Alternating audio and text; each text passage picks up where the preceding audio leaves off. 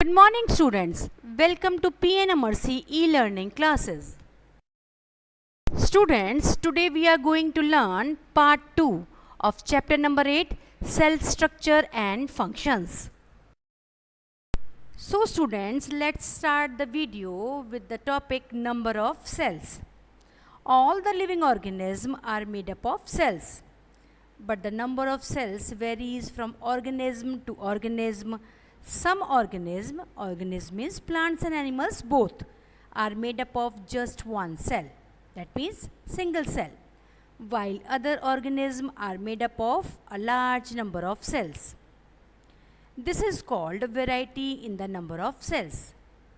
Depending on the number of cells in the body of an organism is called unicellular or multicellular. Organisms made up of more than one cell are called multicellular. Multi means many, cellular means cell, organism. The number of cells being less in smaller organism does not in any way affect the functioning of the organism. A unicellular organism can perform all the necessary life functions with the help of just one cell. You will be surprised to know that an organism with billions of cells begins life as a single cell, which is the fertilized egg. The fertilized egg cell multiplies and the number of cells increases as development proceeds. The simplest living organism have only one single cell in their body. The organisms which are made up of only one cell are called unicellular organism. Uni means one, cellular means cell. One cell is also called single cell. So the unicellular organisms are actually single-celled organisms. Some of the examples of unicellular organisms are amoeba, paramecium, euglena, chlamydomonas and bacteria. The single cell of all these organisms behave as a complete organism. A single cell organism perform all the necessary functions that multicellular organism perform. A single-celled organism like amoeba captures and digests food, respires, excretes, grows and reproduces. Similar functions in multicellular organism are carried out by groups of specialized cells forming different tissues. Tissues in turn form organs. Students, these are the pictures of amoeba and paramecium. They are unicellular organisms. They are made up of only one cell each. All the basic functions of life like taking food, capturing of food, digestion, respiration, movement, respond to environment changes, removal of waste, that means excretion, and reproduction, etc. are performed by these single cell of amoeba and paramecium. Now students, we will perform activity 1. In this activity 1, we will see the permanent slide of amoeba and paramecium under a microscope, or we can collect pond water and prepare a permanent slide of amoeba and paramecium. Now students, our next topic is shape of cells. How do you define the shape of amoeba in the figure? The shape of an amoeba cell is irregular. In fact, the amoeba cell has no fixed shape. The amoeba cell keeps on changing its shape continuously. The shape of amoeba changes because amoeba can make its cytoplasm flow in any direction it wants to. The amoeba cell has finger-like projections of varying lengths protruding out of its body, which are called pseudopodia. Pseudopodia means false feet. Amoeba can produce pseudopodia on any side by pushing the cytoplasm in that side. The pseudopodia appear and disappear when amoeba moves or feeds. For example, amoeba moves very slowly with the help of pseudopodia, which keeps on appearing and disappearing to make it move. Amoeba also uses pseudopodia to catch the food particles from the water in which it lives. Thus, amoeba derives two advantages by changing its shape. The changing of shape due to the formation of pseudopodia helps amoeba first in movement and second in capturing food. White blood cell WBC present in human blood is also another example of single cell which can also change its shape.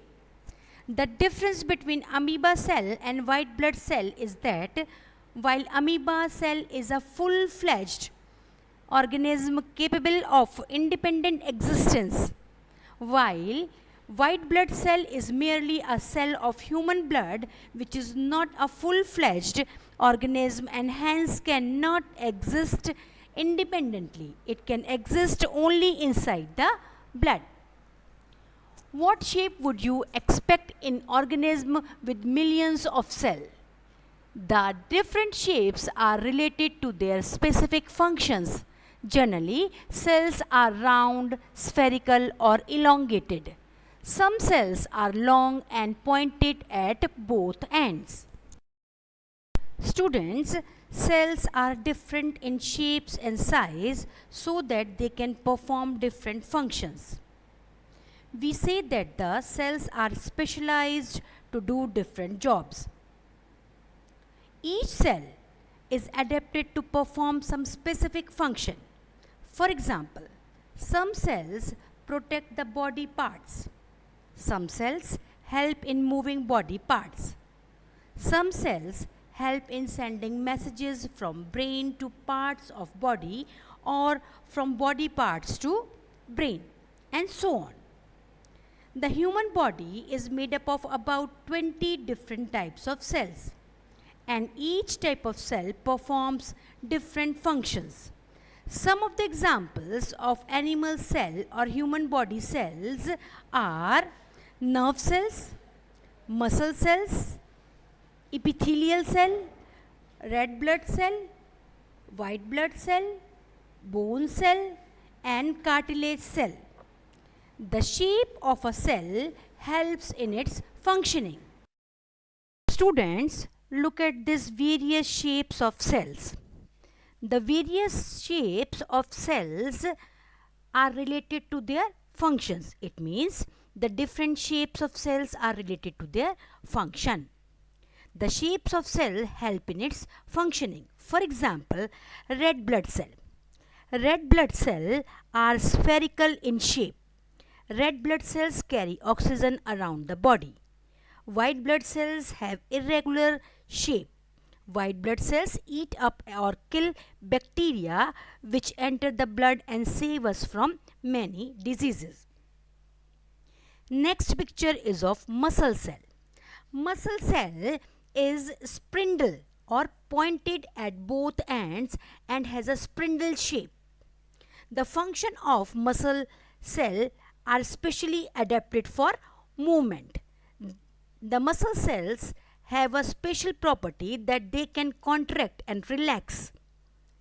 Thus, muscle cells bring about the movement of body parts by contracting and relaxing.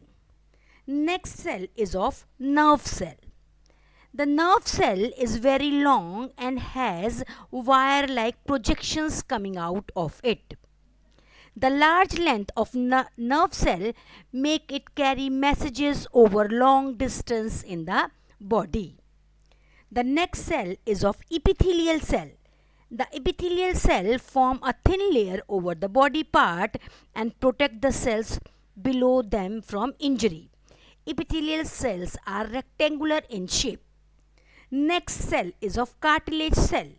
The cartilage cells are oval in shape. Next is of bone cell. Bone cells are branched and oval in shape. Next is xylem and phloem.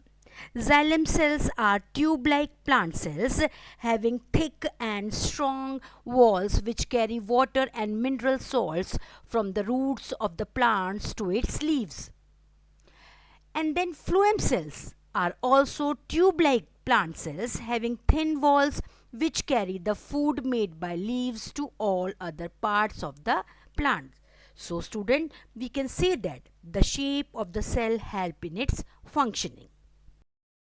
Students, can you guess which part of the cell give it shape?